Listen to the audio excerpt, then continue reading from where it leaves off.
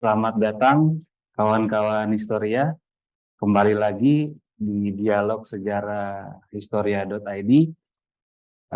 Kebetulan kali ini kita punya tema diskusi yang cukup menarik ini, yang baru kemarin aja terjadi akan kita diskusikan. Ini tentang repatriasi benda-benda bersejarah kita dari Belanda. Jadi ada yang mau pulang nih teman-teman Historia. Dan kebetulan di sini saya juga nggak sendiri, saya sudah ditemani oleh Pak I Gusti Agung Wesaka Puja. Saya panggilnya Pak Puja ya, Puja Pak aja. Puja, oke. Dan di sini juga nggak hanya ada Pak Puja aja, secara virtual kita juga ada sejarawan Universitas Indonesia, Pak Bondan Kanumoyoso. Apa kabarnya Pak Bondan? Baik, baik. Terima kasih, Mas. Iya, terima kasih Pak Puja dan Pak Bondan udah menyempatkan hadir di dialog sejarah kita nih Pak.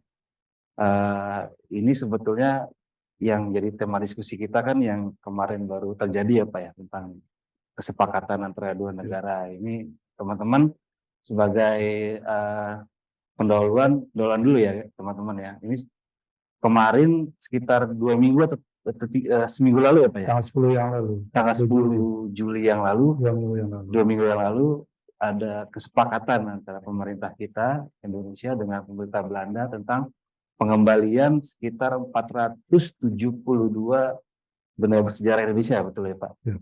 Itu kalau nggak salah terdiri dari satu kris Puputan Kelungkung, 4 Arca Singosari, 4 aja Singosari, dan 335 koleksi Lombok dan 130-an 132 koleksi Pitamaha. Ubud, ya. Koleksi Pitamaha ini benda-benda seni yang nggak hanya lukisan ya Pak Puji, ada patung juga ada. Nah ini menarik teman-teman, tapi sebelum kita bahas ke sana sebetulnya kita bahas dulu sebetulnya apa sih repatriasi itu sebetulnya. Kalau menurut awamnya teman-teman Historia, repatriasi itu hanya pemulangan ya Pak Puja. Kalau menurut Pak Puja itu repatriasi dalam konteks yang lebih luas tuh seperti apa sih Pak Puja? Sedikit aja Pak. Dalam konteks repatriasi ini kan kita tidak hanya berkutat pada masalah benda apa yang dikembalikan, jumlahnya berapa, tapi lebih sekedar itu Pak.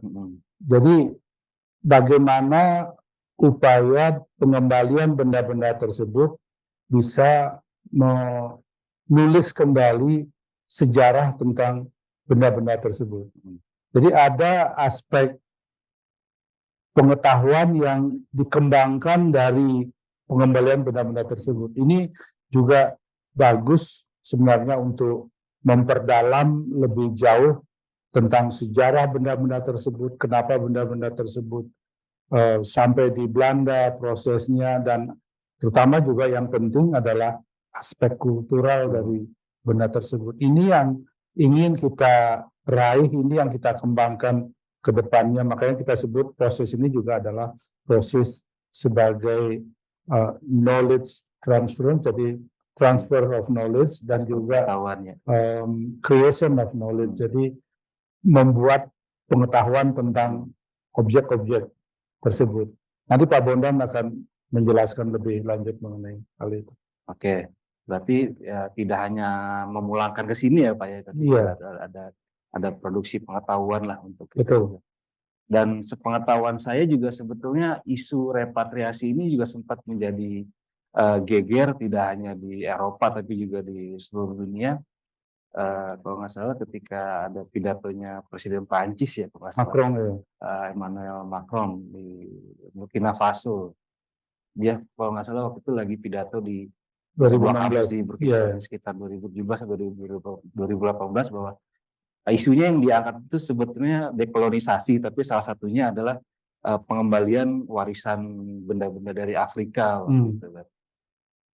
Dan ini pada akhirnya terus setelah pidato itu sempat ada juga dari beberapa pakar Perancis akhirnya bikin jurnal penelitian juga yang akhirnya mendorong beberapa negara lain ikut mulai mempertimbangkan nih Pak, kayak Jerman, kayak Belgia, kayak yang Portugal ya, yang dulunya punya koloni di Afrika. Nah, kalau menurut Pak Puja nih, Pak Puja ini kan sebetulnya, tadi sebelumnya, sorry kita lupa kenalin nih Pak Puja ini sebelumnya Duta Besar RI di Belanda 2015-2020 ya Pak ya.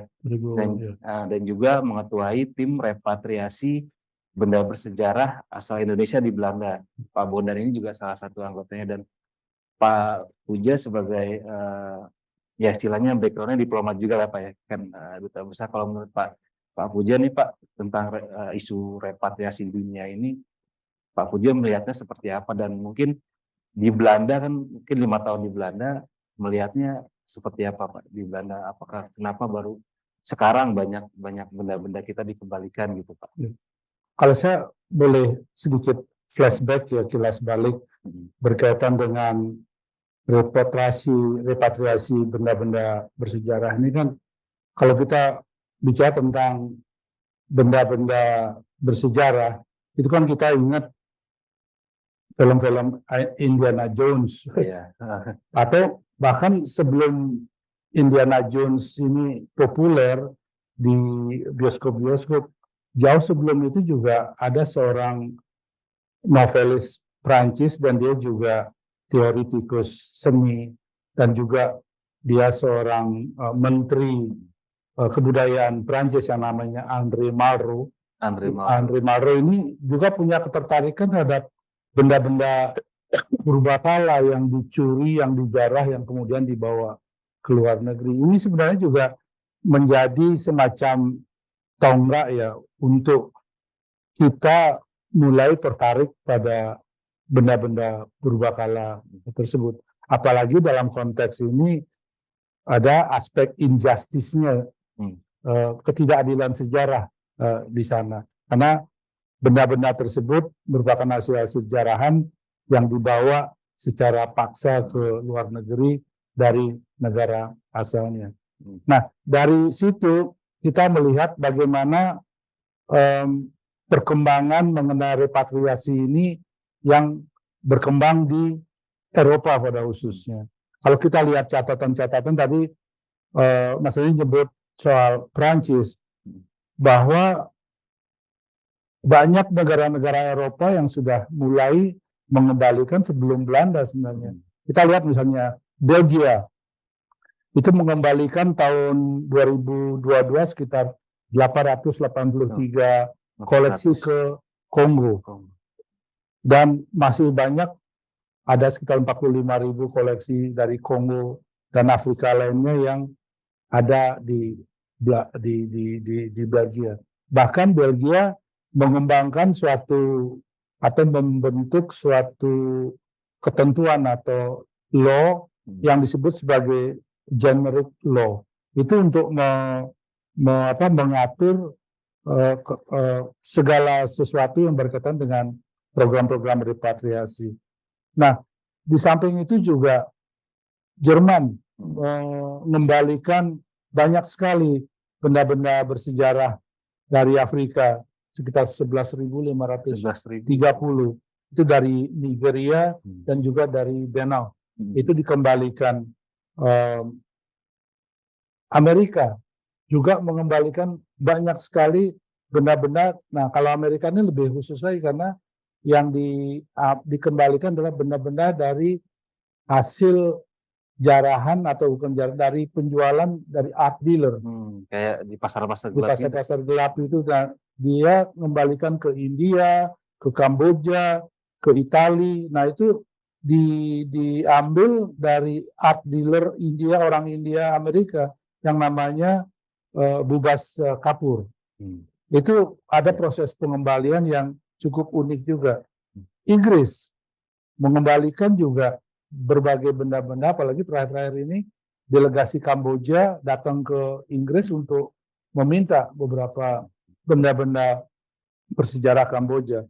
Nah, tadi Mas nyebut Prancis. 2016 Prancis kan Macron, Perdana Menteri Prancis, Presiden Prancis mengumumkan tentang program repatriasi ini.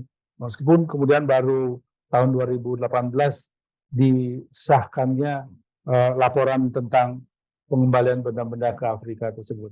Proyeknya Prancis ini, Presiden Prancis kan menyebutkan 5 tahun proyeknya. Jadi sekarang sudah mulai berjalan.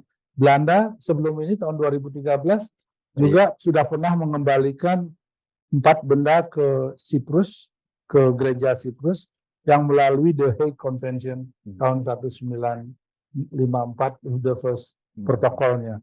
Dan banyak negara lain seperti Kanada, Austria juga ikut mengembalikan benda-benda bersejarah tersebut. Nah, ada beberapa faktor yang saya cermati kenapa isu repatriasi koleksi-koleksi Indonesia ada di Belanda ini mulai bergulir dengan cepatnya. Saya sebutkan faktor pertama, karena adanya perubahan hubungan Indonesia dan Belanda yang semakin baik, terutama dalam konteks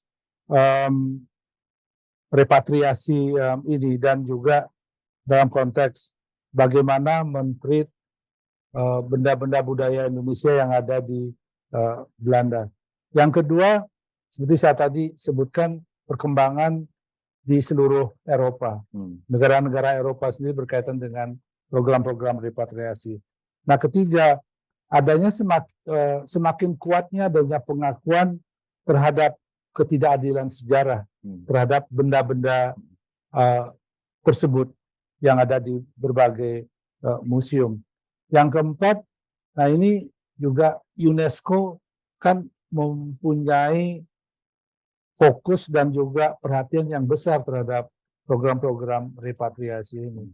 Nah, yang kelima, itu sekarang adanya kesadaran generasi muda di Belanda yang sudah mulai mempertanyakan kenapa sih benda-benda hasil jarahan, benda-benda yang secara ilegal dibawa ke Belanda harus dipamerkan di museum-museum Belanda. Berarti jadi, masyarakat generasi muda itu maksudnya masyarakat Belandanya ya? Masyarakat Belandanya sudah ada kesadaran dan ada critical point mereka mempertanyakan kenapa sih benda-benda tersebut yang secara ilegal dibawa harus dipamerkan di.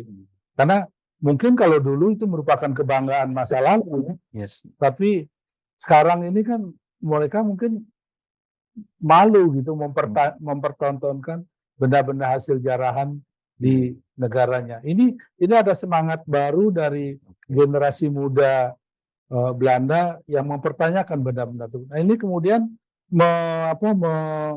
mendorong lebih deras lagi keinginan dari kedua belah pihak Indonesia dan Belanda untuk mengembalikan benda-benda itu. Meskipun kalau dari segi sejarah ya mengenai perdebatan repatriasi ini kan kalau kita flashback ke belakang itu udah dimulai sejak zaman Budi Utomo tahun 1908 ketika terjadi apa yang disebut sebagai politik identitas dan warisan budaya.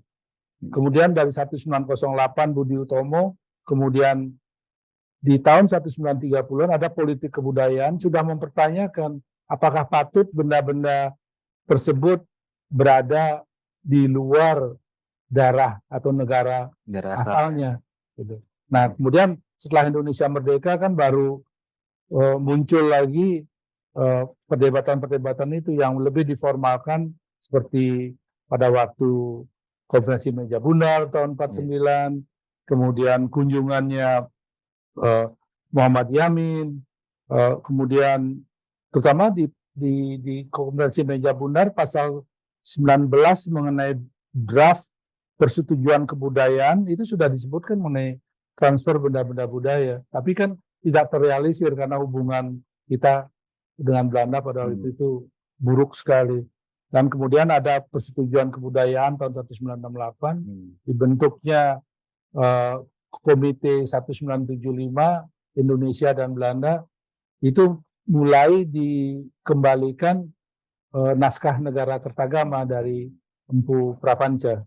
Tahun 78 dikembalikan Pradnya Paramita dan juga beberapa naskah-naskah Lombok, dan itu seterusnya bergulir kan sampai kemudian Pak Dirjen mengusahakan tahun 2016 pengembalian sekitar 1.500 benda-benda budaya yang ditutup dari Museum Delft Nusantara.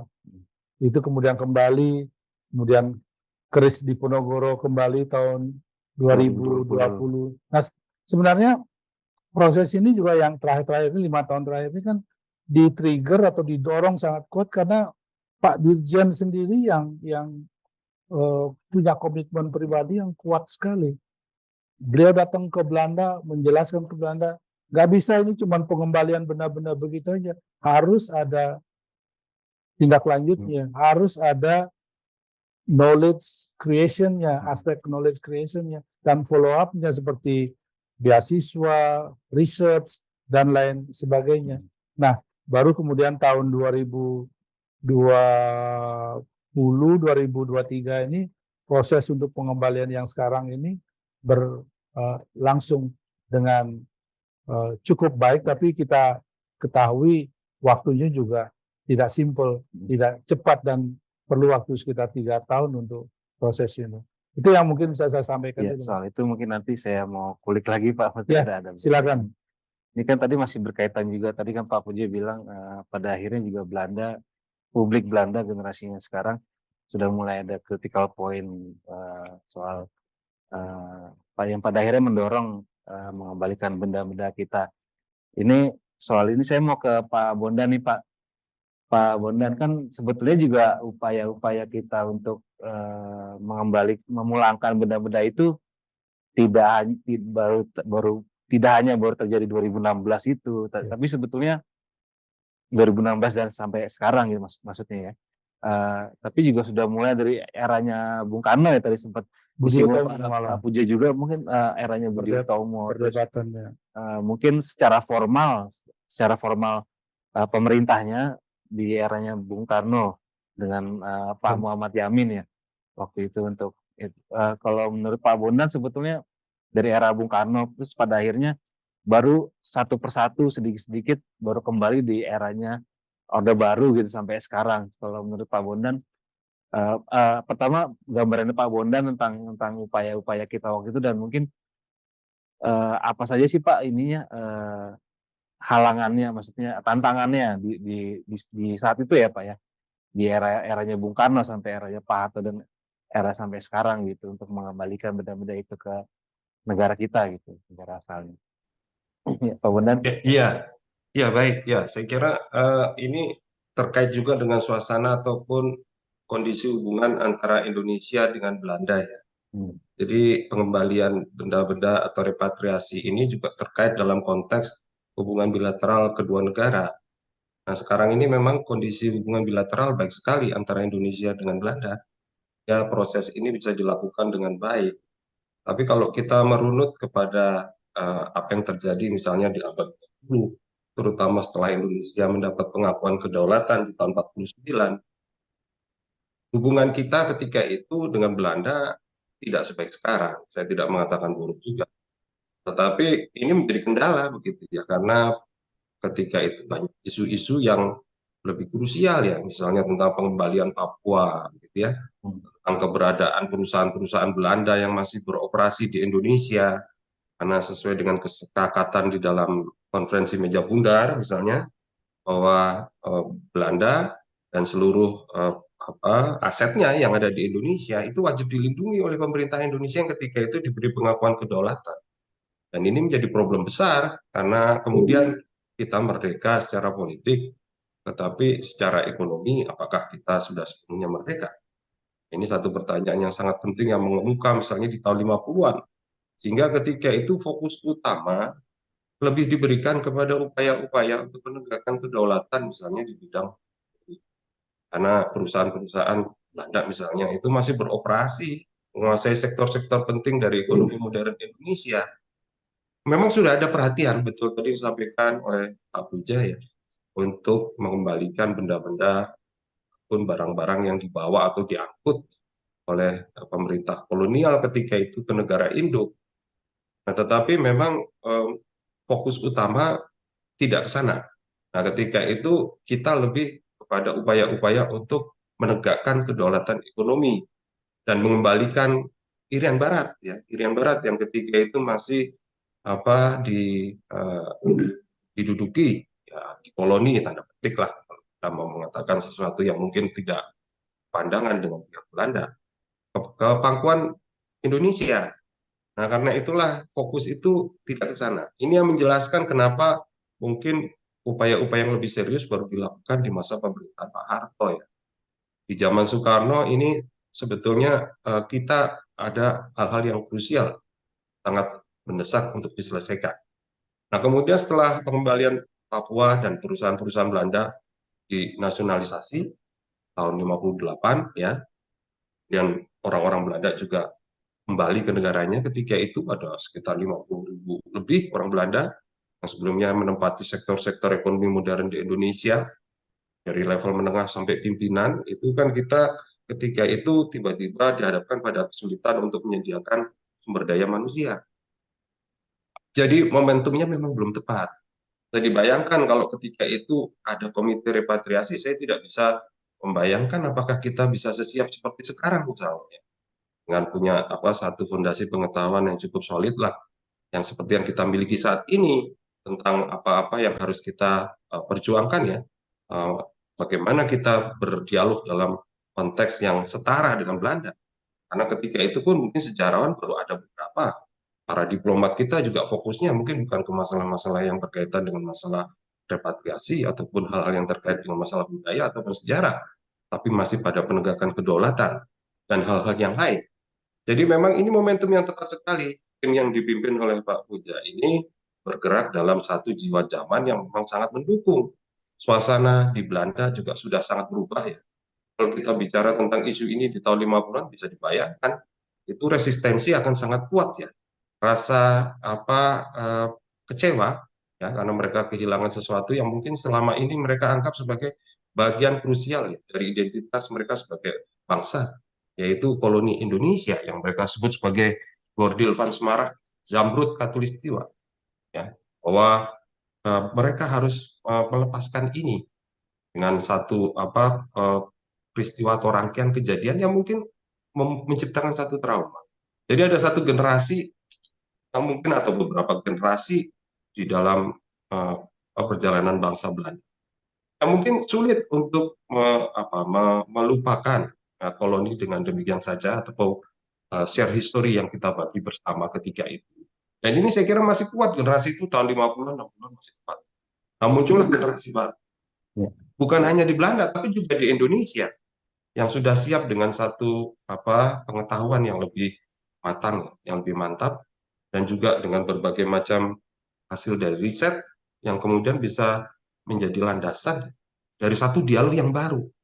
Dan ini juga disertai oleh situasi hubungan bilateral yang semakin membaik saya kira ya, karena berlalunya peristiwa-peristiwa sejarah yang mungkin tadi menciptakan berbagai macam trauma di antara saya. Kita masih ingat isu tentang revolusi kemerdekaan ya, atau masa bersiap bagi Belanda yang ternyata sangat sensitif ya. Ketika diangkat lagi itu kan menciptakan banyak sekali kontroversi di antara orang Belanda sih, terutama kalau orang Indonesia mungkin sudah familiar dengan sejarah kita ya. Tapi mereka itu sangat istilahnya mungkin dilematis dalam memahami periode itu. Kalau kita sih jelas ya, periode kita memperjuangkan kemerdekaan dan kedaulatan kita, nggak perlu dipertanyakan lagi.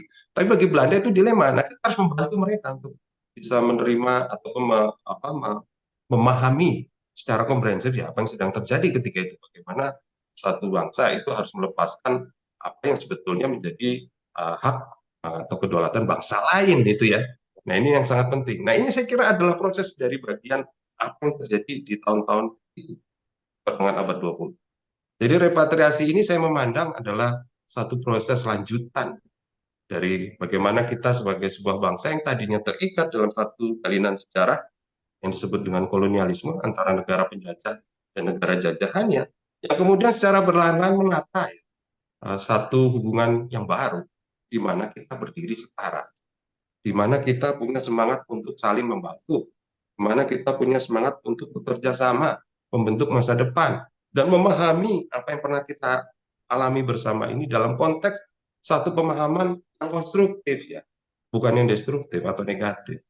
Nah, ini repatriasi ini menjadi penting, produksi pengetahuan, riset-riset, dan berbagai pakar yang dihasilkan melalui kerja-kerja bersama antara generasi baru di Indonesia dan generasi baru di Belanda dalam menata ataupun menatap masa depan, yang salah satunya adalah melakukan upaya-upaya rekonsiliasi dan berbagai upaya untuk mengembalikan apa yang sebetulnya menjadi hak dari sebuah masyarakat, ya, dan kemudian untuk memberikan interpretasi-interpretasi baru ya terhadap apa yang pernah terjadi ini.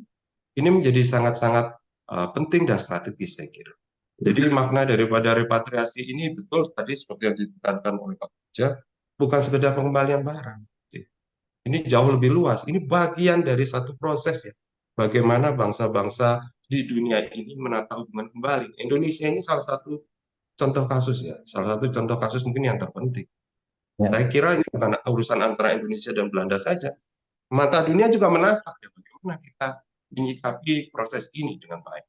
Dan kalau kita bisa melewatinya dengan baik dan menghasilkan satu solusi yang mungkin akan sangat bermanfaat buat bangsa Indonesia, bangsa Belanda, dan bahkan dunia, dan memproduksi pengetahuan-pengetahuan yang kemudian bisa memberikan manfaat bagi perkembangan dunia keilmuan dan kemanusiaan secara umum. Nah, ini saya kira satu proses yang memang sangat berarti. Ya. Ya, saya kira demikian Mas Widi. Berarti sedikit mungkin kalau bisa disimpulkan Pak Bondan, mungkin kalau tantangannya di saat itu tadi seperti dibilang, berarti memang di kita, di pihak kita sendiri memang belum ada memang belum jadi prioritas utama, karena mungkin waktu itu masih mencoba bangkit secara ekonomi gitu Pak di pihak kita, sementara Iya, di kalau di tahun Belanda, 50-an ya kalau betul. di pihak Belanda masih ada Seperti itu. sentimen dan Iya. mungkin potensi Ya. resistensi yang tinggi di antara mereka karena sentimen itu tadi mungkin itu mungkin Ya. yang jadi penyebab kenapa butuh waktu lama untuk pada akhirnya satu persatu benda kita bisa kembali ke Indonesia gitu ya Pak Bondan. Betul. Iya, betul. Ya. Tadi kan juga Pak Bondan menyinggung juga di Pak Puja tentang bagaimana sebetulnya mata dunia juga beralih kepada kita, istilahnya kita jadi perhatian dunia juga terhadap proses repatriasi ini dengan pemerintah kita dalam hal ini Dirjen Kebudayaan dengan pemerintah Belanda gitu. Dan kalau boleh tahu nih Pak Puja, khusus yang mungkin khusus yang 472 benda ini yang kemarin 10 Juli disepakati, kalau boleh diceritakan tentang gimana sih awalnya bisa ada kata kesepakatan antara pihak kita dengan pihak sana. Mungkin awal-awalnya terus juga mungkin dari pihak kita atau mungkin pihak Belanda bisa sama-sama saling menentukan bahwa benda ini dan benda ini yang akan kita pulangkan gitu loh. Gimana Pak Puji? Sebenarnya kan tekad untuk dan komitmen untuk mengembalikan benda-benda koleksi asal Indonesia ini dari Belanda yang akhir-akhir ini ada proses yang men-trigger sebenarnya, karena proses politiknya yang harus dimatangkan dulu di pihak Belanda sendiri. Ketika kemudian ada semacam konsorsium atau tekad, terutama dari tiga institusi di Belanda, ada Rijksmuseum, kemudian World Museum, dan juga NIOD. NIOD itu kan institusi Belanda yang berkaitan dengan perang, genocide, dan Holocaust. Itu berkomitmen untuk membuat semacam research yang kemudian tertuang dalam PROCE namanya itu. Tim dari sana itu PROCE ya? Ya, tim dari sana PROCE itu namanya Pilot Project Provenance Research on Cultural Event gitu ya, colonial event. Itu mereka mengeluarkan suatu rekomendasi dari research yang dilakukan selama 2 tahun, namanya CLUES. CLUES itu berkaitan dengan riset-riset terhadap beberapa benda, ada 65 benda, tapi bukan hanya benda Indonesia sih, tapi juga benda-benda sejarah dari Sri Lanka juga masuk dalam laporan CLUES dari PROCE ini. Tapi yang menarik sebenarnya bahwa komite Belanda ini dibentuk, Proce ini dibentuk karena justru yang men-trigger Pak Dirjen Hilmar Farid. Ketika Pak Dirjen Hilmar Farid ke Belanda tahun 2016-2017 itu kan tadinya museum Nusantara Delft itu kan tutup bangkrut karena pemerintah daerah Delft itu nggak mampu lagi membiayai. Ada sekitar koleksinya ada sekitar 12 ribu. 12 ribu itu mau diserahkan aja ke Indonesia, udah balikin ke Indonesia. Tapi Pak Dirjen Farid kan tegas bilang, ya nggak mau, nggak bisa, nggak begitu dong caranya. Masa nggak butuh sekarang mau dibuang lagi ke Indonesia. Harus ada proses research-nya. Proses research yang berkaitan dengan benda-benda tersebut. Ada nggak keterkaitan sejarah? Ada nggak aspek kultural yang penting terhadap benda-benda tersebut?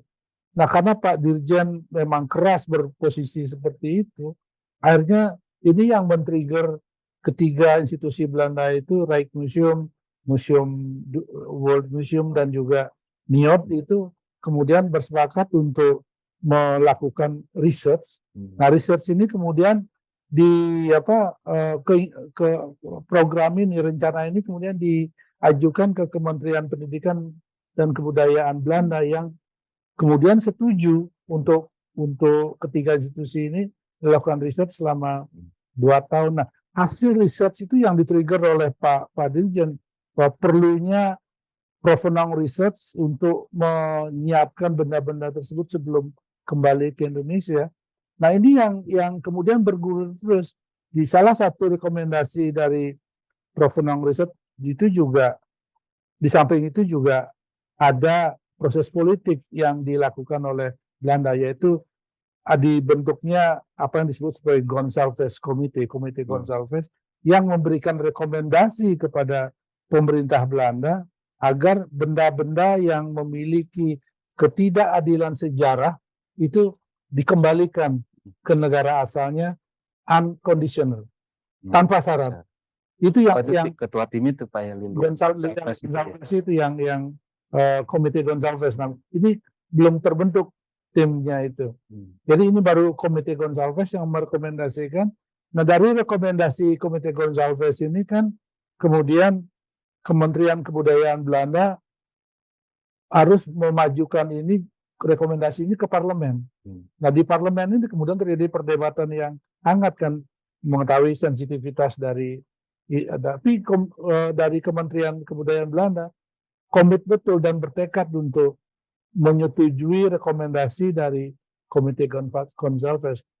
Nah, kemudian akhirnya dibentuklah komite independen yang diketuai juga oleh Lilian Gonsalves, dan gayung bersambut Indonesia pada tahun 2021 Februari dengan SK Kemendikbud membentuk juga tim repatriasi ini. Jadi, kedua tim bekerja dengan sangat-sangat baik selama 2 tahun ini untuk memperlancar proses-proses repatriasi ini. Jadi berbagai kesempatan, sayangnya memang pada waktu itu COVID, Pak. Jadi kita nggak bisa berkunjung ke sana, dan tim dari komite dari Belanda juga tidak bisa berkunjung ke sini karena COVID. Jadi kita lebih banyak melalui virtual aja, Zoom aja. Tapi itu pun sangat-sangat produktif. Nah, kita juga untuk lebih mengeducate masyarakat, di komite kita Pak Bondan masih ingat juga kan, kita juga mulai melakukan focus group discussion. Sehingga ada 3 focus group discussion yang kita lakukan sebelumnya, yaitu dengan Universitas Sriwijaya, kemudian Universitas Gadjah Mada, dan Universitas Hasanuddin di Sulawesi. Di FGD Focus Group Discussion ini kita lakukan untuk mengeducate dan untuk mengkondisikan ke masyarakat bahwa ada ini loh benda-benda yang akan kembali, ada yang mau pulang loh, itu istilahnya kan. Jadi itu kita kondisikan, dan sementara itu juga tim Belanda dan tim Indonesia terus bertemu. Kemudian September tahun lalu 2022 tim Belanda yang diketuai, yang dipimpin juga delegasi Belanda yang dipimpin oleh State Secretary menterinya Belanda untuk kebudayaan ini datang ke Indonesia dan kita ketemu lagi, kita menyusun lagi planningnya termasuk timelinenya mengenai pengembalian tersebut dan mereka berkunjung ke Museum Nasional yang di Jakarta di Merdeka Barat melihat kondisi museum tersebut. Nah, atas dasar itu juga kemudian mereka mulai percaya bahwa Indonesia serius untuk menerima benda-benda tersebut dan proses ini kemudian bergulir lagi dengan tapi sebelumnya kan ada surat dari Pak Dirjen bulan Juli tahun lalu untuk meminta 8 klaster benda-benda tersebut walaupun sekarang yang direalisasikan baru 4 items. Ya, 4 items itu proses yang kemudian bergulir. Kemudian kita nyiapkan naskah-naskah dokumennya, ada 2 naskah dokumennya, technical arrangement-nya itu kan berupa payungnya, bukan hanya untuk ke 4 klaster benda-benda bersejarah tersebut, tapi juga untuk ke depannya. Meskipun ada time frame dari technical arrangement itu cuma 2 tahun, tapi mudah-mudahan kalau masa waktunya habis nanti kita bisa perpanjang lagi. Dan satu lagi itu adalah acknowledgement of transference yang disiapkan juga oleh Belanda untuk membuat dokumen legal terhadap 4 klaster benda-benda bersejarah tersebut, 4 patung Singosari, 1 keris kelungkung, 132 Pitamaha Ubud, dan 335 koleksi dari Lombok. Itu details berkaitan dengan aspek legalnya, transportasinya, dan komitmen dari Belanda untuk membiayai seluruh pengembalian benda-benda tersebut ke Indonesia. Dan terakhir juga berkaitan dengan what next ke depannya. Itu yang disebut sebagai knowledge production, research, kerjasama teknik, penguatan kapasitas, penguatan museum, staf-staf museum, program-program S2, S3 dan lain sebagainya. Nah, di situ sudah diatur dalam naskah dokumen yang ditandatangani tanggal 10 Juli yang lalu, Pak. Pak Bondan kan juga itu sudah terlibat juga, Pak, berarti Pak Puji. Pak Bondan sejak tahun 2021 udah masuk komite di sini. Iya. Pak Bondan boleh cerita sedikit nggak, Pak, tentang walaupun secara virtual ya, Pak, dengan pihak Belanda tadi timnya Rian Gonçalves, kalau boleh cerita sedikit sharing informasi itu seperti apa, Pak Bondan? Maksudnya apakah memang mereka juga sangat terbuka pertukaran informasinya, kasarnya tektokannya lah untuk bertukar informasi tentang benda-benda ini, tentang asal-usul bendanya kah atau gimana, Pak Bondan? Kalau boleh. Iya, pihak Belanda tentu saja sangat antusias ya untuk berdialog dengan kita. Karena saat ini tentu saja di Indonesia telah muncul ahli-ahli juga yang secara spesifik mendalami berbagai benda bersejarah tadi. Yang sayangnya dulu mungkin di Belanda banyak ahli-ahli itu ya, tapi karena sekarang kajian terhadap hal-hal yang terkait dengan budaya negara-negara seperti Indonesia ataupun negara-negara lain yang bekas jajahan Belanda itu menurun di Belanda sendiri, sehingga mereka sekarang punya benda-benda itu menyimpan benda-benda itu, tapi kehilangan pegangan dalam hal basis pengetahuannya, gitu ya. Hanya berupa literatur dan bacaan-bacaan. Sementara di sini pengetahuan tentang itu hidup dan berkembang, karena itu kan memang berasal dari masyarakat kita ya, seperti naskah-naskah tadi, gitu ya, dan berbagai hal yang terkait misalnya dengan benda-benda sini, gitu ya. Nah, di sini kan masih menjadi praktik budaya, masih terus menjadi satu hal yang dilakukan dalam kehidupan sehari-hari, sehingga kemampuan dan pengetahuan tentang apa yang kemudian direpresentasikan oleh benda-benda yang saat ini berada di Belanda itu masih ada di dalam diri kita. Jadi ini yang kemudian menyebabkan mereka menjadi sangat-sangat antusias. Misalnya dalam kasus itu tentang Quran milik Teguh Umar misalnya ya, yang saya ikuti diskusinya. Nah, mereka itu menanyakan misalnya, adakah ahli di Aceh ya yang mendalami masalah ini untuk bisa memastikan apakah benda yang ketika itu berupa Al-Quran diambil dari tempat di mana Tengku Umar ditangkap, itu betul-betul milik Tengku Umar misalnya. Dan itu kebetulan saja sebuah Al-Quran yang ada di sana. Dan apa maknanya benda ini misalnya dalam konteks masyarakat Aceh saat itu ya, kalau itu berada di tempat seorang yang seperti Tengku Umar. Nah, ini bisa memberikan semacam konteks ya terhadap makna dari keberadaan benda-benda bersejarah tadi. Di kita itu ini kaya sekali gitu ya. Di kita ini punya satu kearifan yang luar biasa ya, yang mungkin bisa memberikan semacam tempat yang lebih tepat ya, ataupun satu atmosfer yang lebih pas ya dari keberadaan benda-benda itu daripada dia dilepaskan dari konteksnya, ditaruh di sebuah museum hanya diberi caption dengan pengetahuan yang mungkin berasal dari abad ke-20 atau abad 19. Nah, inilah yang kemudian menyebabkan kenapa kita sangat antusias juga ya, karena pengetahuan dan kemampuan dan apa yang ada dalam diri kita sebagai jati diri kita budaya Indonesia bertemu dengan benda-benda representasi dari itu semua yang selama ini mungkin menghilang dari kita. Nah, kita seperti di-refresh kembali gitu ya. Kita juga pengen lihat kayak apa sih? Kami ingin lihat gitu ya produk budaya yang pernah dihasilkan oleh masyarakat kita yang saat ini mereka simpan gitu ya. Karena nggak semua peneliti kita kan beruntung Ya. bisa pergi ke Belanda dan mengakses itu semua. Jadi tim yang dipimpin oleh Pak Puja ini mengupayakan ini semua, meskipun mungkin saat ini belum bisa kembali misalnya, tidak semuanya langsung kembali. Tapi akses segera dibuka gitu.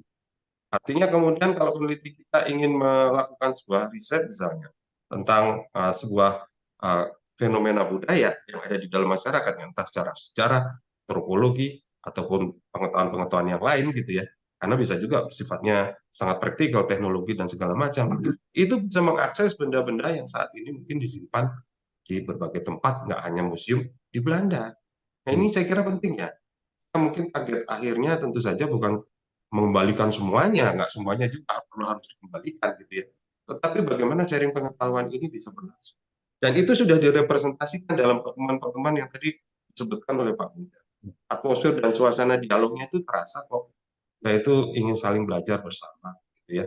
Dan ini saya kira positif sekali, Mas, untuk satu upaya untuk pengembangan kerjasama masa yang akan datang, karena tentu saja nggak berhenti cuma di repatriasi ya. Ini akan berlanjut terus karena produk kultural dan sejarah dan berbagai hal yang terjadi akibat dari interaksi kita dengan orang Belanda selama berabad-abad yang lalu, tentu ini menghasilkan berbagai hal yang sampai saat ini belum diriset dan didalami ataupun dikaji ataupun untuk dipelajari bersama begitu ya, untuk menghasilkan hal-hal yang positif dan konstruktif untuk kita bersama. Jadi suasana itulah yang sangat penting Mas di dalam pertemuan-pertemuan yang ketika itu terjadi.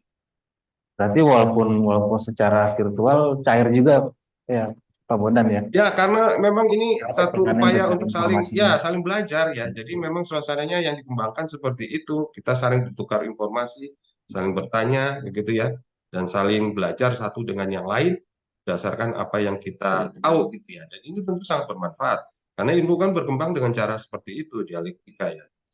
Satu dialog dan kemudian menghasilkan satu pengetahuan yang baru. Saya kira produk salah satu yang mungkin intangible dari proses repatriasi ini adalah terciptanya dialog antara para ilmuwan di Belanda dengan para ahli-ahli ataupun ilmuwan ataupun para lokal jenius ya. Nggak selalu akademisi loh, Mas. Kadang-kala juga lokal jenius, para praktisi budaya yang ada di berbagai tempat di Indonesia itu saling sharing. Nah, ini kan satu peristiwa yang luar biasa menurut saya. Jadi repatriasi ini jangan hanya dilihat pengembalian benda dan produksi pengetahuan, tetapi juga bagaimana kerjasama yang terbangun ya. Satu kemitraan yang menjadi modal dasar ya untuk bagi kita membangun satu tatanan dunia baru yang lebih baik tentu saja ke depan, terutama dalam konteks hubungan bilateral Indonesia-Belanda. Kalau saya boleh menambahkan sedikit apa yang sudah disampaikan oleh Pak Bondan berkaitan dengan semangat untuk mau bekerja sama, terutama untuk provenance research, Pak Bondan. Ini kan ada semangat untuk bukan hanya satu pihak aja kita yang belajar ke Belanda, tapi juga orang-orang Belanda juga ingin belajar ke kita. Makanya dalam konteks provenance research yang mau disiapkan sebelum kita memutuskan benda-benda tersebut akan dikembalikan atau dipilih untuk dikembalikan ke Indonesia, ini kan ada proses research yang dilakukan secara bersama-sama. Jadi saling berbagi, saling menimba ilmu seperti kata Pak Bondan, orang-orang Belanda juga banyak yang nggak tahu tentang histori sejarah dari benda-benda tersebut. Yang hanya pakar-pakar Indonesia mungkin tahu dan memahami dan merasakan aspek cultural dari benda-benda tersebut. Karena ini Karena culture-nya di sini masih hidup gitu, masih Pak, ya. hidup gitu. Jadi makanya di situ ada istilah kan, kamu garuk punggung saya garuk punggung kamu gitu. Jadi saling Iya. saling reciprocal lah, saling memanfaatkan gitu. Oke, Pak. Berarti memang ini kan memang sudah jadi kemitraan kita tuh dari resiprokal, terus mutualisme lah gitu, Pak, ya. Ya gayung bersambut Gayung lah bersambut dari kemitraan kedua kita belah pihak. gitu. Dan ini tentang benda-bendanya ini Pak Puja, kan 472 itu bukan benda yang sedikit jumlahnya. Iya. Itu kalau boleh tahu nih, kira-kira tuh pertanyaannya tuh mungkin netizen tanya-tanya kalau mau dipulangkan, kapan dipulangkannya? Oh. Terus juga mungkin akan disimpan di mana? Apakah bisa nantinya diakses untuk publik? Apakah oh iya juga di waktu kesepakatan juga sempat ada statementnya Pak Dirjen Hilmar Farid ya, bahwa mungkin ketika nanti dipulangkan akan dibuat pamerannya juga tentang benda-benda yang dipulangkan ini gitu. Itu kira-kira kapan Pak? Kita boleh minta Iya. spoilernya gitu Pak, kira-kira. Kan kalau saya boleh nambahkan sedikit sebelum ke sana, kan teman-teman khalayak mestinya tahu juga bahwa proses ini bukan suatu proses yang semalam kita negosiasikan besok udah jadi gitu. Oke. Ini proses yang cukup Panjang. lama. Tadi Mas ada pertanyaan yang belum sempat saya jawab. Bagaimana sih proses pemilihan dari benda-benda tersebut? Nah, kalau kita runtut dari 8 cluster objects yang diajukan oleh Pak Dirjen pada bulan Juli tahun lalu, itu kan sebenarnya bukan sesuatu yang baru sekali. Karena atas dasar pemilihan dari benda-benda tersebut adalah, pertama, ada beberapa benda-benda yang sejak Komite 1975, itu hampir 50 tahun yang lalu, Mas. Nggak semuanya kembali kan. Tahun 75, Komite tahun 75 yang diketuai oleh Pak Profesor Ida Bagus Mantra, itu kan baru bisa mengembalikan Pradnya Paramita tahun 78, beberapa koleksi Lombok, termasuk mahkota Lombok, dan beberapa benda-benda milik Pangeran Diponegoro. Tombak itu ya. Ya, termasuk tombak, pecut, dan lain sebagainya. Sementara yang masih pending sampai sekarang belum kembali juga sesuai dengan list yang sudah diajukan oleh Komite 1975, kan di situ termasuk Luwu Regalia, termasuk Lombok juga belum tuntas semua. Kemudian juga dalam koleksi Aceh, kemudian yang terutama juga adalah koleksi dari Dubois, itu yang berkaitan fosil-fosil manusia Jawa Trinil, itu yang disebut sebagai Homo erectus fossils. Nah, itu yang sudah masuk dalam list tahun 75, tahun 75, itu yang belum terlaksana sampai sekarang. Nah, atas dasar itu, apa yang masih pending sejak tahun 75 itu kita bawa lagi ke tahun 2022 yang lalu untuk kita masukkan ke dalam list dengan tambahan beberapa yang baru. Termasuk juga di situ patung Singosari yang kita juga baru tahu, kalau waktu itu kan kita ajukan cuma 4 patung Singosari, patung Durga, Ganesha, Mahakala, dan juga Nandiswara. Tapi ternyata di museum masih ada 2 patung bagian dari tempel Singosari, yang Nandini dan satu lagi saya lupa ini apa. Ada 2 patung yang masih belum. Dan ketika kita ke sana, ternyata ada 1 patung ditunjukkan lagi yang belum masuk dalam radar kita, itu patung Brahma, Dewa Brahma yang 4 muka, itu masih bagian dari Candi Singosari. Masih bagian dari Candi Singosari.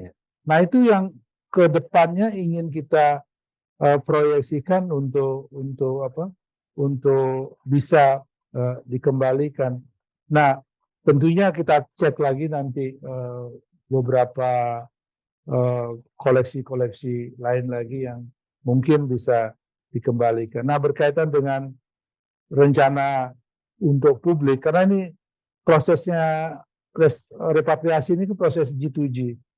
Jadi karena prosesnya government to government, dan dengan demikian juga benda-benda yang dikembalikan tersebut nanti dinyatakan sebagai benda-benda cagar budaya, artinya benda-benda tersebut milik pusat, milik pemerintah. Ya nanti silakan saja nanti misalnya museum di daerah untuk melakukan pembicaraan dengan pemerintah pusat atau museum nasional untuk melakukan pameran-pameran di daerah, ya silakan saja sih. Atau mungkin pameran itu, saya dengar teman-teman mengatakan nanti begitu barang-barang tersebut sampai di Jakarta nanti akan dibuatkan pameran besar-besaran terhadap benda-benda tersebut, plus benda-benda yang berkaitan juga dengan yang sudah dikembalikan sebelum-sebelumnya gitu. Jadi ini bagus juga untuk public awareness, untuk melihat benda-benda ini sudah kembali dan kembali ke pangkuan Ibu Pertiwi, dan mudah-mudahan ini mendapatkan gaung yang besar, gaung yang respon yang bagus, dan sekaligus untuk memberikan kesadaran dan pengetahuan juga kepada publik, terutama generasi muda kita, bahwa ini loh kejayaan masa lalu kita yang kembali ke tanah air, dan mudah-mudahan juga ini akan memberikan kontribusi kepada kejayaan Indonesia di masa yang akan datang dan sepanjang masa. Berarti 4 benda inilah ya, kan sebelumnya 8, yang 4 belum, ini baru 4 klaster. Itu berarti memang sudah dari 1975 itu Pak ya? Sudah beberapa udah masuk daftar yang kecuali Pitamaha. Pitamaha kan koleksi yang sebenarnya itu juga Pitamaha agak lain statusnya, karena koleksi 132 Pitamaha itu bukan benda jarahan sebenarnya. Itu adalah benda yang ditinggalkan pada waktu dilakukan pameran, yang statusnya pada waktu itu 1940-an itu adalah milik negara Indonesia Timur, belum Republik Indonesia.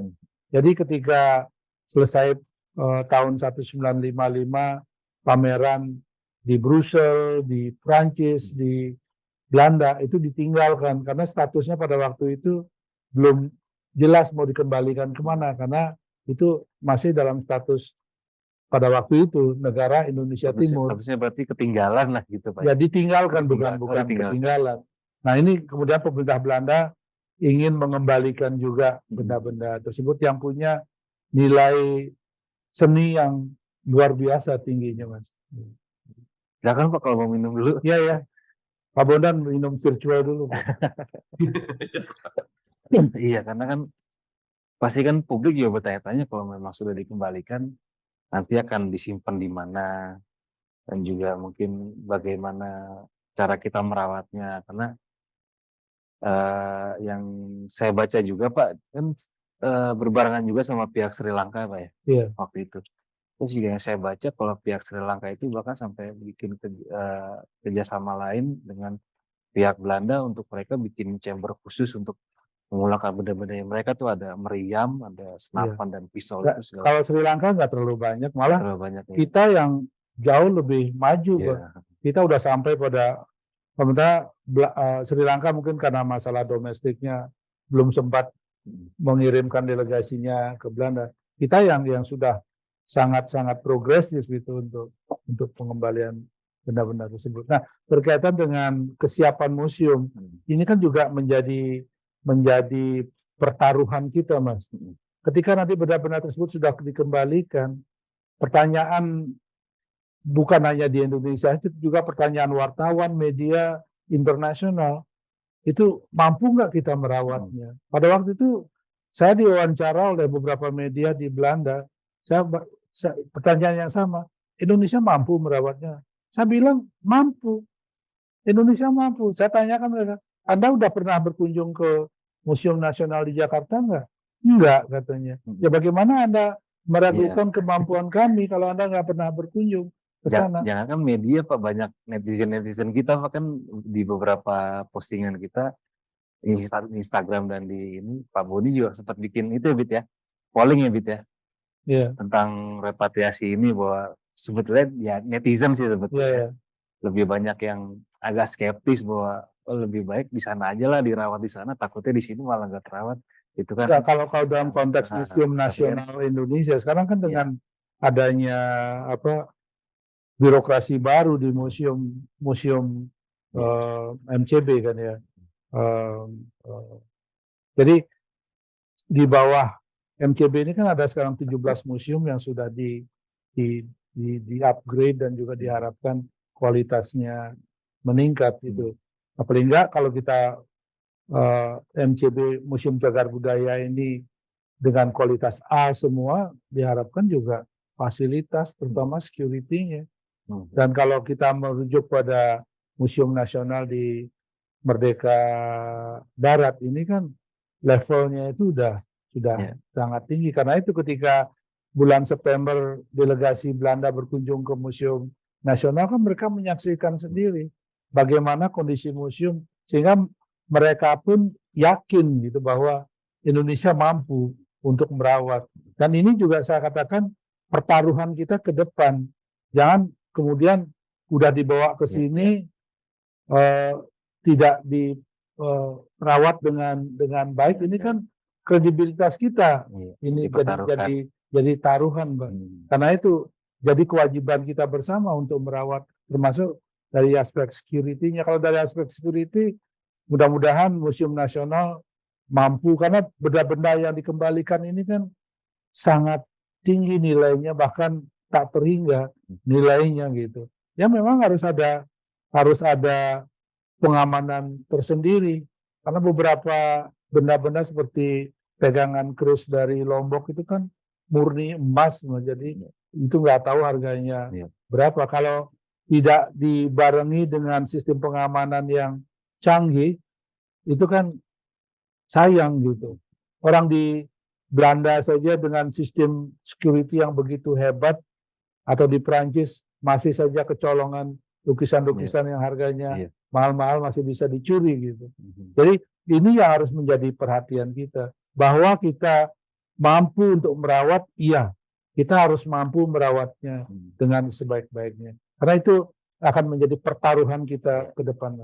Ya oke tuh, dengerin tuh netizen ya, yang kalian yang suaranya sumbang, yang responnya negatif, yang skeptis bahwa sebetulnya itu kita mampu. Kalian kunjungin dulu deh ke Museum Nasional atau museum-museum yang saya pikir di bawah naungan MCB ya Pak ya, di bawah naungan kementerian. Karena saya juga harus jujur Pak, saya juga kalau misalkan setiap pelesiran ke banyak kota gitu ya, jalan-jalan, pasti salah satunya juga saya pengen lihat museum daerahnya juga. Dan saya jujur kebanyakan museum di daerah masih agak kurang ini. Tapi kalau memang yang saya perhatikan museum-museum yang di bawahnya instansi militer atau instansi kementerian itu biasanya sudah sangat layak mereka menjaga dan merawatnya gitu teman-teman. Jadi kalian main-main dulu deh, lebih sering-sering main museum deh, jadi kalian bisa yakin kalau benda-benda itu bisa kita rawat kok gitu. Nah Pak, tadi sempat belum dijawab Pak, kira-kira kalau boleh tahu apa bulan depan atau mungkin 2 bulan berikutnya, dan istilahnya berangsur-angsur atau sekaligus, dan mungkin apakah free ongkir nih Pak? Itu bercanda ya Pak ya maksudnya? Apakah dari sana free ongkir atau gimana gitu? Ya, ini kan jangan dilihat proses ini hanya proses bulan ini aja, karena ini kan baru proses awal. Istilahnya the new beginning gitu. Bahwa nanti akan ada proses-proses lanjutan lagi. Tentunya kita ikuti prosedur. Pak Dirjen harus nulis surat lagi untuk minta list benda-benda apa saja yang ingin kita minta lagi. Nah, untuk kloter yang pertama ini 4 klaster ini kan diharapkan awal-awal Agustus, ya mudah-mudahan sebelum 17 Agustus sudah sampai ke tanah air, paling enggak ini bisa menjadi semacam kado untuk HUT RI tahun 2023 ini. Jadi kita harapkan awal bulan Agustus atau menjelang 17 Agustus sudah bisa sampai ke Indonesia, karena penyiapan untuk ini sudah dilakukan. Mudah-mudahan awal Agustus atau akhir bulan Juli ini sudah ada tim yang akan berangkat ke Belanda lagi untuk memverifikasi dan menyaksikan proses pengepakan benda-benda tersebut dan katalogisasi dan lain sebagainya. Dan kemudian nanti kemungkinan akan ada tim tambahan lagi untuk mengawal pemulangan dengan kargo benda-benda tersebut. Nah, tadinya kan 4 patung Singosari yang beratnya luar biasa, tadinya mau salah satu opsinya mau dikirim pakai kapal laut. Tapi prosesnya kita tahu kan pakai kapal laut, pakai kontainer laut itu kan bisa lama sekali.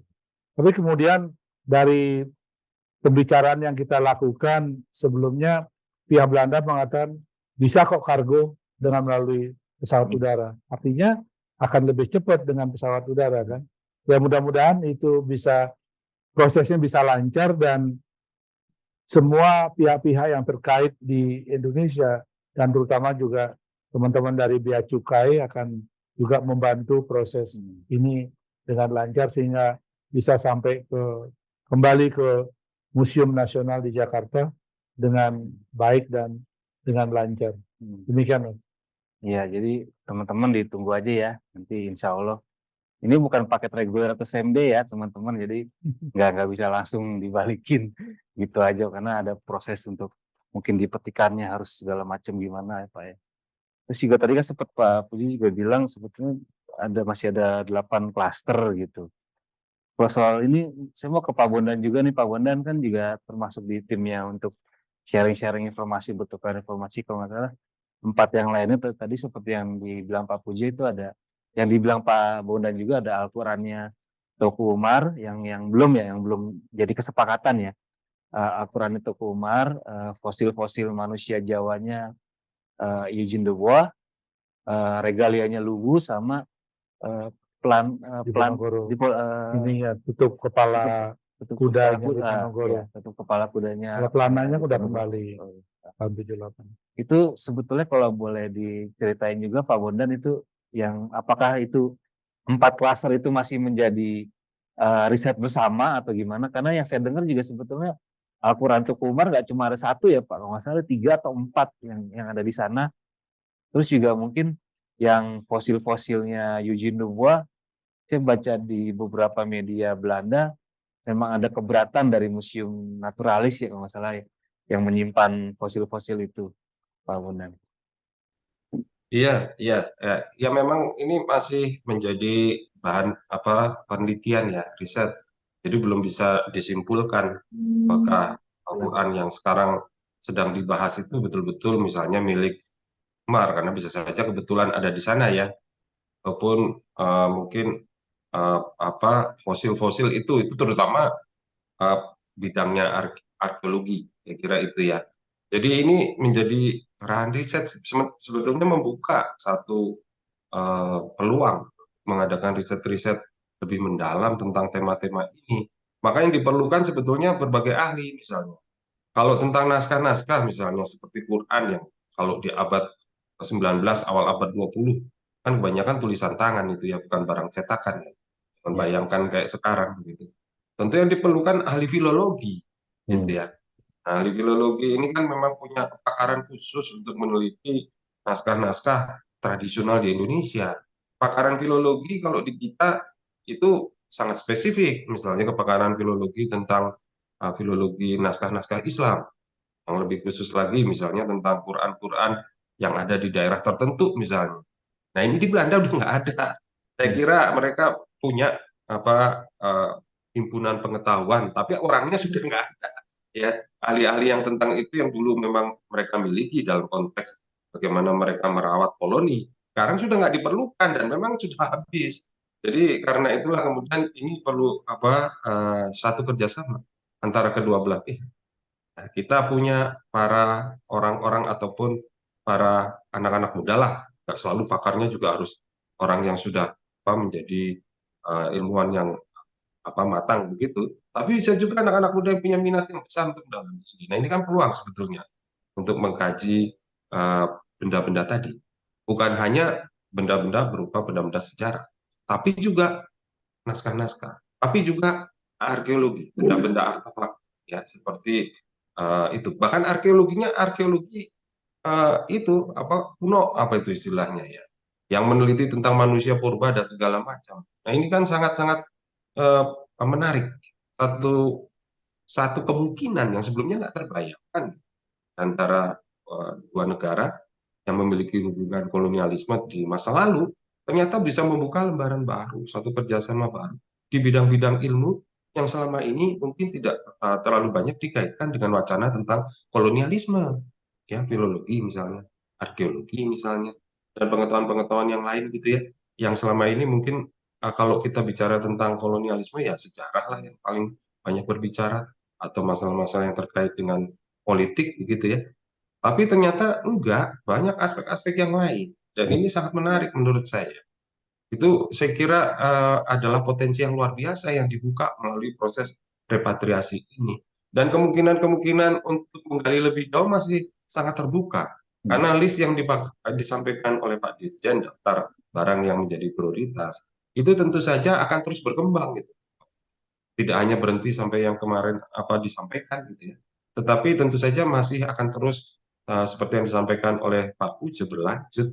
Artinya akan ada inventarisasi dengan melibatkan banyak pakar dan berbagai pemangku kepentingan.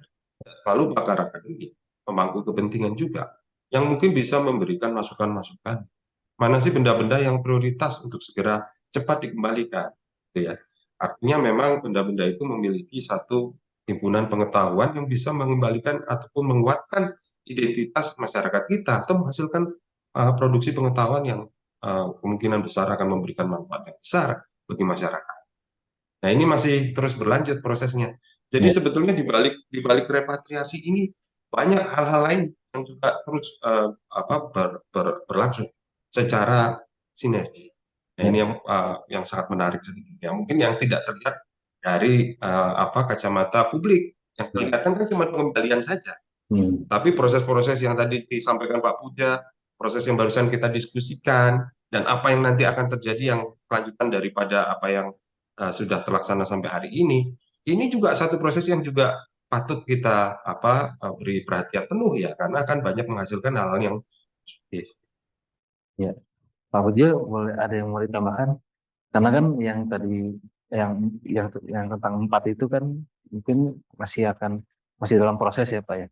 Apalagi mungkin kalau yang saya baca kan yang penemuannya di gua ini kan ya salah satu yang fenomenal lah karena itu kan penemuan fosil Homo erectus pertama di dunia, walaupun fosilnya itu nggak utuh, hanya tempurung dan tulang paha gitu. Tapi kan ini kan yang disebutkan sebagai konon katanya missing link dalam teori evolusi begitu kan Pak.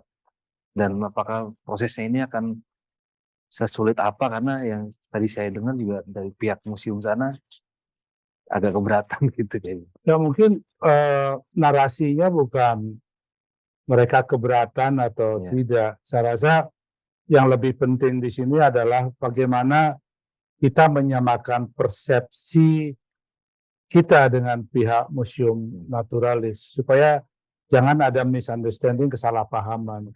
Karena pada waktu kami berkunjung ke museum naturalis kalau teman-teman netizen bisa berkunjung ke sana, mereka memiliki museum naturalis yang luar biasa. Kita ingin punya museum seperti itu juga dengan proses visualisasinya dan juga koleksi dari Homo erectus fosil ini juga divisualisasi, bahkan sudah dibentuk manusianya sendiri seperti apa rekonstruksinya, dan dengan sejarahnya melalui audiovisual yang benar-benar bagus. Mudah-mudahan ke depan kita bisa membuat museum yang seperti itu nantinya gitu. Nah, dalam konteks what next-nya itu kan juga sebenarnya dalam pembicaraan dengan tim komite kita Indonesia sudah ada beberapa list yang baru, selain 2 patung Singosari yang masih tertinggal di situ, yang akan diproses, Nandini dan Bayi Rawa, dan juga tadi saya sebut kemungkinan juga patung Brahma, ada juga ada prasasti Damalung yang juga kemungkinan nanti akan menjadi salah satu item yang akan kita ditambahkan dalam listnya tambahkan lagi, atau juga list-list yang lain juga, daftar-daftar yang lain. Karena itu juga kita membuka komunikasi dengan masyarakat, kira-kira yang prioritas apa yang perlu dikembalikan atau pemerintah Indonesia meminta untuk Belanda mengembalikan. Tentunya prosesnya itu nggak akan bisa cepat, karena seperti halnya juga yang proses-proses yang sebelumnya, perlu ada research, profound research yang tidak cepat, bisa 2 tahunan proses profound research itu untuk menggali pengetahuan tentang benda-benda tersebut dari aspek sejarahnya, dari aspek kebudayaannya dan lain-lain. Dan terutama tadi Mas nyebut soal koleksi Dubois, yaitu di Homo erectus fossils yang dari Trinil. Ini kan bisa bilang tadi ada keperluan untuk kedua belah pihak menyamakan persepsi. Jadi dengan menjalin komunikasi yang lebih baik. Pada waktu 2 minggu lalu kami bertemu dengan pihak mereka, dengan pihak Museum Naturalis, ada suasana yang sudah cukup cair sebenarnya. Oke, kita mencoba mencari win-win solution. Gitu.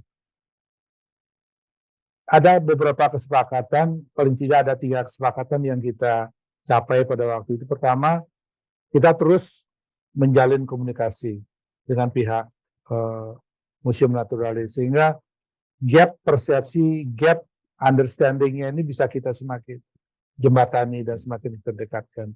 Kedua, kita perlu terus membangun momentum-momentum supaya pada waktunya nanti ada level convenience yang terbangun dan juga trust and confidence, saling percaya yang terbangun nanti pada waktunya. Nanti mudah-mudahan ketiga fosil Javaman tersebut bisa kembali ke Indonesia pada waktunya. Yang ketiga, nah kembali kepada persoalan bagaimana membentuk pengetahuan atau meng-create pengetahuan tentang manusia purba tersebut.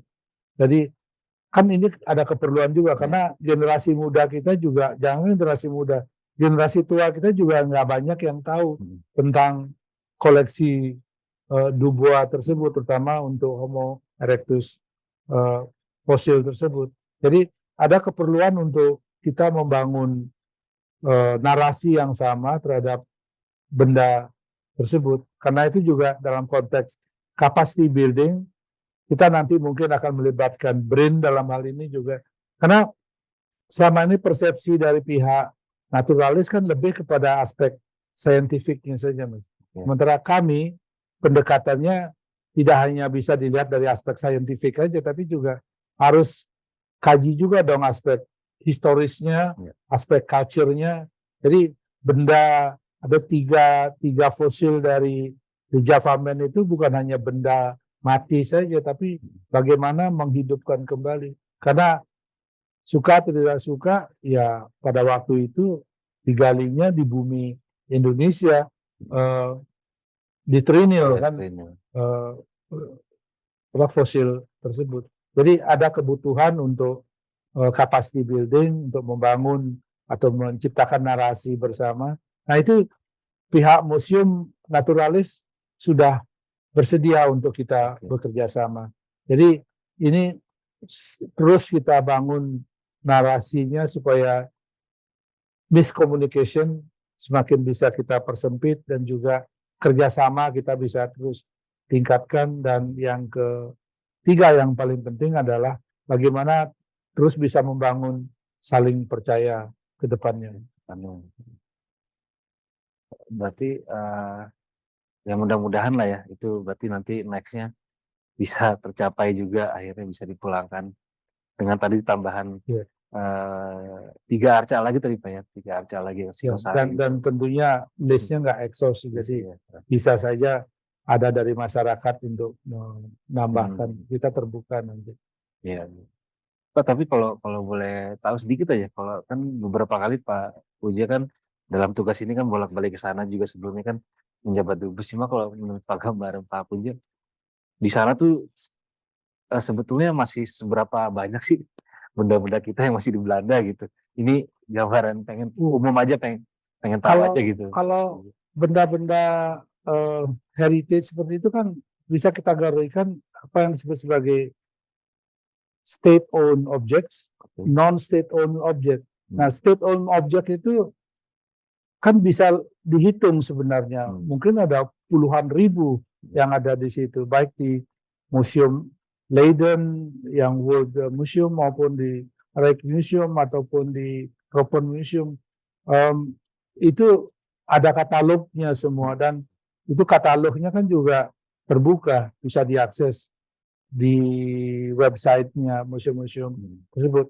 Yang sulit diidentifikasi ini kan adalah yang non-state objects yang dimiliki oleh pihak-pihak individu, yang mereka dapatkan dari beli atau dari hadiah dan lain sebagainya, yang tidak diserahkan kembali ke pihak museum. Nah, ini kita nggak tahu berapa besar jumlahnya sebenarnya. Kalau yang state owned itu sekitar puluhan ribu berarti. Masih puluhan ribu kira-kira, termasuk naskah-naskah juga yang ada di arsip-arsip yang ada di Belanda. Foto-foto itu banyak sekali jumlahnya, ratusan ribu lembar mungkin foto-foto masa lalu. Kalau misalnya teman-teman ke Brondijk Museum misalnya, masuk ke gudangnya di situ, keris-kerisnya ada ribuan keris di situ yang nggak jelas statusnya, pemiliknya siapa, kenapa ada di situ, asal usulnya seperti apa, ribuan kan.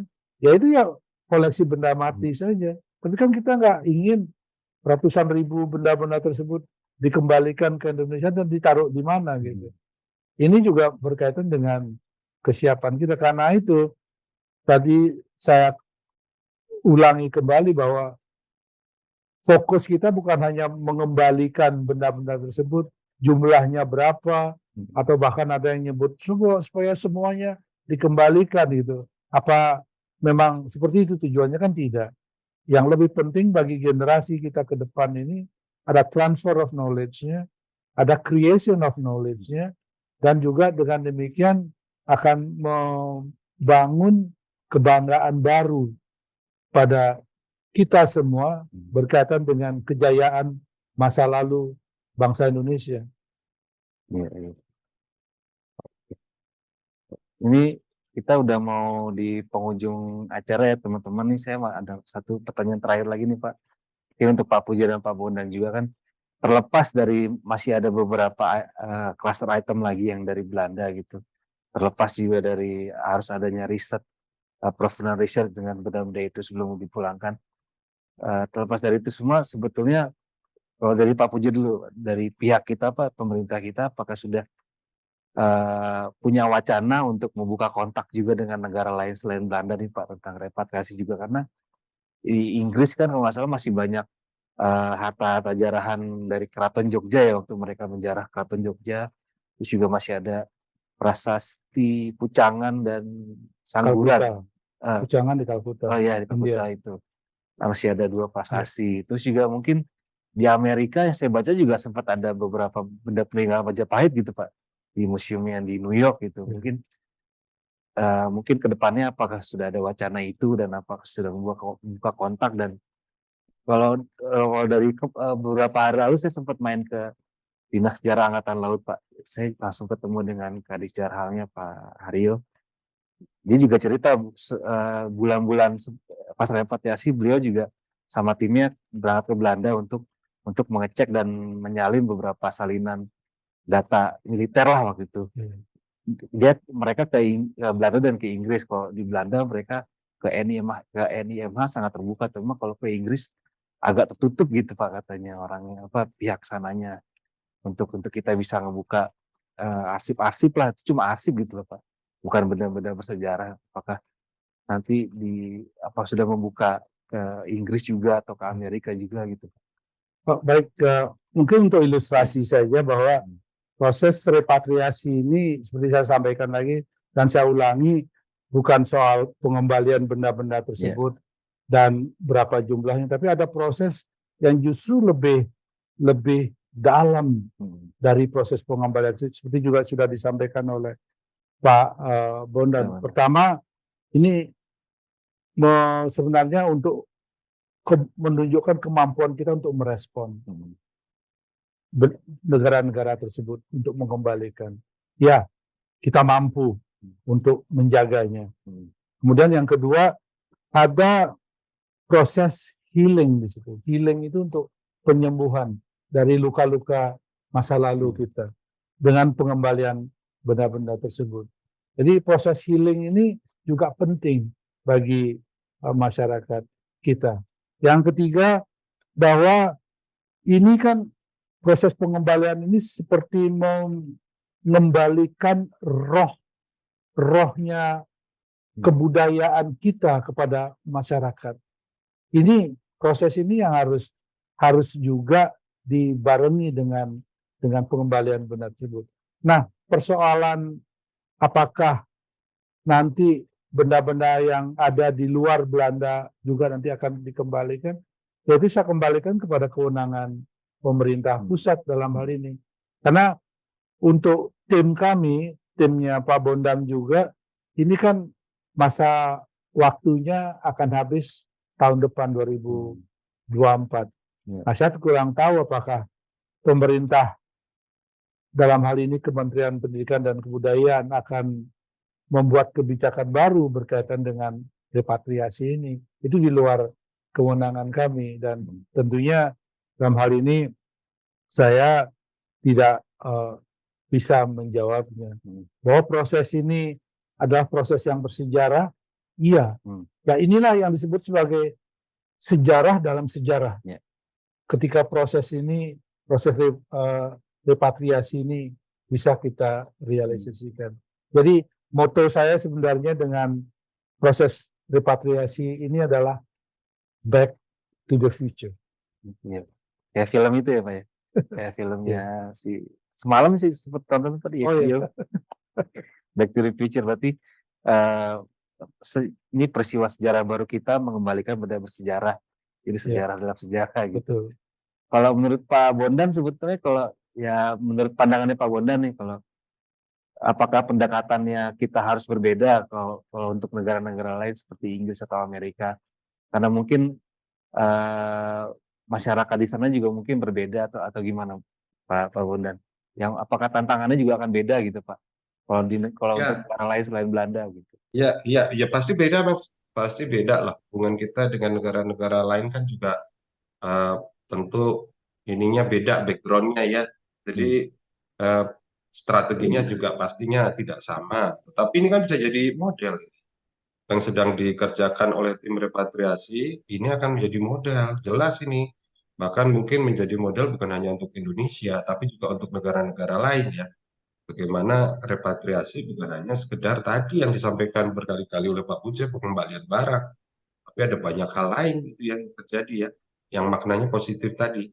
Jadi ini yang akan kita tekankan misalnya nanti akan terjadi lagi proses repatriasi bukan hanya dengan Belanda tapi dengan negara-negara lain. Kita itu bukan saya dan tim, kan nanti akan dibentuk tim baru. Saya bukan ahli tentang misalnya periode Inggris atau apa begitu ya. Ya ini artinya model yang kita letakkan saat ini, bagaimana cara kita berkolaborasi, ya bersinergi dengan pihak Belanda, ini kan bisa dikembangkan. Artinya bisa menjadi titik awal atau modal untuk membangun saling kesepahaman ya. Bagaimana proses ini harus dijalankan. Kalau misalnya itu nanti akan terjadi. Jadi tahapan-tahapan ini mungkin bahkan akan menjadi lebih baik Mas menurut saya. Kalau nanti misalnya akan ada proses semacam itu. Tetapi patut dicatat bahwa yang terbanyak memang adanya di Belanda. Ya meskipun orang mengatakan ada sebagian daripada benda-benda atau barang-barang ataupun berbagai relik punya Indonesia yang memiliki makna sejarah yang ada di negara-negara lain. Sebetulnya belum disebut juga Rusia. Di Rusia juga ada yang juga cukup mengejutkan. Ternyata ada beberapa atau barang bersejarah penting yang disimpan di Rusia juga. Nah ini di Jerman juga ada, itu dia makanya. Jadi ini juga akan menjadi hal yang tentu saja menarik gitu ya. Tapi kita bereskan dulu dengan apa yang kita sedang proses dengan pihak Belanda ini. Dan saya kira etikat baik Belanda ini tidak akan hanya berhenti sampai di sini nih Mas. Tadi Pak Puja sebut juga ada ratusan ribu. Betul itu, naskah aja ada ratusan ribu. Setahu saya itu ada banyak sekali, misalnya di Universitas Leiden ya. Mungkin puluhan ribu sampai ratusan ribu, saya tidak pernah menghitung. Tapi jelas itu ada banyak sekali gitu ya. Belum lagi benda-benda yang lain tadi disebut juga yang punya pemerintah dan yang non pemerintah. Non pemerintah belum tentu juga individu, bisa juga perusahaan-perusahaan atau swasta begitu ya, atau berbagai pemangku kepentingan yang lain yang punya hubungan kesejarahan, misalnya seperti institusi keagamaan, gereja dan segala macam. Ya, tidak menutup kemungkinan ada banyak juga koleksi-koleksi ataupun benda-benda dari Indonesia yang dibawa dalam konteks yang seperti itu, tidak dalam konteks kolonialisme. Nah, apakah yang seperti itu juga bisa untuk dikembalikan atau itu termasuk dalam konteks repatriasi misalnya, gitu ya? Karena mungkin mereka mendapatkan dengan cara-cara yang legal, gitu, ya. Ataupun mungkin mendapatkannya dengan cara membeli dengan sah, misalnya ya. Nah, ini kan juga harus kita bisa pilah-pilah dengan baik ya. Jadi tidak semua yang ada di Belanda itu adalah jarahan, itu patut digarisbawahi. Tidak semua yang ada di negara lain didapatkan dengan cara-cara yang mungkin ilegal gitu ya. Jadi Ya. ini juga kita harus paham karena di negara kita juga ada benda-benda dari negara lain yang kita simpan misalnya, ya. Misalnya ada koleksi dari Cina, keramik-keramik, apakah keramik-keramik itu kita kembalikan ke Cina kan enggak juga, karena kita dapat melalui proses perdagangan. Nah, ini yang perlu kita garis bawahi, karena hubungan kita dengan Belanda memang kolonialisme. Dengan Inggris, ya memang ada sempat terjadi kolonialisme. Dengan Jepang juga terjadi, jangan dilupakan, Jepang juga banyak menyimpan benda-benda dari Indonesia ya. Jadi ini sangat kompleks isunya, tapi satu-satulah kita kerjakan. Ya. Jadi kalau apa yang kita lakukan saat ini berjalan dengan baik dan ternyata membawa manfaat yang maksimal, ini akan menjadi model yang baik untuk kemudian melakukan hal ini dalam konteks yang berbeda dengan negara lain atau dengan lain repatriasi, dan bahkan juga memungkinkan kita juga menyimpan mungkin barang-barang dari Timor Leste yang dilupakan ya, dan juga melakukan hal yang sama. Ini juga perlu kita pikirkan gitu ya. Jadi jangan cuma sepihak melihat Indonesia sebagai pihak yang harus selalu dikembalikan bendanya, kita juga melihat bangsa lain gitu ya. Kita melakukan ini dengan Belanda, tapi kita siap nggak melakukan ini juga terhadap bangsa-bangsa lain yang punya hubungan kesejarahan dengan kita. Jadi isu ini sebetulnya adalah isu yang sudah mengglobal ya. Ya. Fenomena yang dialami oleh berbagai masyarakat dan hubungan yang konteksnya berbeda-beda. Jadi kita pahami ini sebagai satu pilot project ataupun satu contoh awal yang mudah-mudahan akan berlangsung dengan baik. Tapi titik terangnya sudah kelihatan, sudah jelas bahwa ini akan bergulir dengan sangat positif. Saya kira demikian, Mas. Ya. Kalau saya boleh nambahkan sedikit, proses yang ada di luar Belanda kan hampir mirip-mirip, Mas. Bahwa seperti di Belgia misalnya, atau di Prancis, itu benda-benda yang dikembalikan harus dapat dibuktikan melalui research bahwa benda-benda tersebut adalah benda-benda hasil jarahan. Nah, bahkan di Belgia, untuk benda-benda yang mau dikembalikan ke Kongo misalnya, itu harus benar-benar hasil research karena terbukti bahwa benda-benda tersebut adalah hasil jarahan yang ada aspek ketidakadilan sejarahnya. Nah, sementara dari law atau undang-undang yang mereka siapkan apa yang disebut sebagai generic law, kalau benda-benda yang tidak terbukti bahwa itu sebagai benda jarahan, ya harus tetap tinggal di Belgia. Itu yang istilahnya itu hadiah gitu ya. ya entah itu hadiah atau apa, hadiah, itu kan banyak prosesnya. Bukan rampasan. Juga bukan semata-mata rampasan. Ya. Entah dia belinya di Christie atau apa gitu, kita nggak tahu prosesnya, lelangan atau apa gitu. Jadi ke depan kita bisa mengidentifikasikan sebenarnya proses-proses di luar Belanda yang sudah dilakukan seperti apa, ada nggak kemiripannya, apakah sama juga di Belanda mereka punya tim atau komite repatriasi juga. Nah, kalau ada mungkin nanti ke depannya bisa melakukan dialog dengan mereka. Sementara kan kita lihat antusiasme dunia ini dengan pengembalian benda-benda bersejarah dari Belanda ke Indonesia ini sudah betul-betul euforia gitu, karena saya juga banyak diminta wawancara oleh teman-teman dari museum dari Jerman, dari Inggris gitu. Gimana sih prosesnya? Mereka juga mau belajar gitu. Kok bisa mulus seperti itu. Nah seperti kata Pak Bondan, mudah-mudahan ini bisa sebagai pilot project yang the new beginning lah, mulai sesuatu yang baru yang kedepannya. Jadi kita tidak perlu lagi reinvent the wheels, jadi istilahnya membuat roda baru lagi gitu. Jadi rodanya udah ada, tinggal menggerakkan gerbongnya aja ke depan seperti apa dan mau kemana. Saya sedelapan dengan Bapak. Jadi lebih dari setuju maksudnya, Pak. Bahwa memang ini seperti kata Pak Modan dan Pak Puji juga bahwa ini kemitraan terus yang bisa menghasilkan satu riset bahwa benda itu dibalikin tidak hanya dipulangkan tapi juga menjadi produk produksi pengetahuan ya Pak. Jadi bahwa barang-barang itu pulang juga menjadi manfaat buat kita, buat publik kita, bahwa benda itu dipulangkan ada asal usul ceritanya, ada bagaimana itu bisa sampai di sana dan bisa jadi wawasan tambahan juga buat publik kita. Itu juga yang mungkin jadi menjawab pertanyaan publik bahwa ngapain benda itu dipulangin gitu kan, bahwa memang itu harta kita, memang harta kita yang memang mostly kebanyakan jarahan, mungkin pengecualian tadi Pitamaha ya Pak ya, karena itu memang tertinggal gitu, bahwa itu memang sudah seharusnya pulang ke kita, cuma kita harus juga punya wawasan tentang benda-benda itu, tidak hanya menyimpan di ruang pameran atau di gudang. Jadi gitu teman-teman. Jadi yang penting kita terus membangun momentum ke depan dan membangun saling percaya. Jadi dengan demikian juga mudah-mudahan proses bukan hanya dengan Belanda saja tapi juga dengan negara-negara lain bisa dilanjutkan. Siapapun nanti komitenya yang mungkin saya tidak tahu apakah akan dibentuk lagi oleh pemerintah setelah komite ini berakhir mandatnya nanti tahun 2024.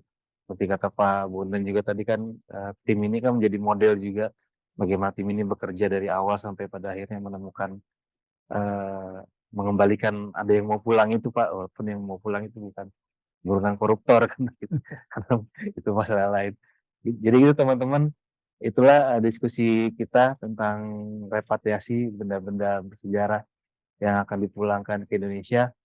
Semoga teman-teman semua bisa appreciate tim repatriasi kita yang sudah bekerja keras dan bahwa benda-benda ini pulang juga tidak dengan dalam tanda kutip tangan hampa, bahwa benda-benda ini pulang dengan pengetahuan di belakangnya. Nanti insya Allah kalau memang akan dipamerkan dan bisa diakses publik, teman-teman bisa melihat sendiri bagaimana asal usul tentang benda ini, kenapa bisa dipulangkan benda-benda berharga ini.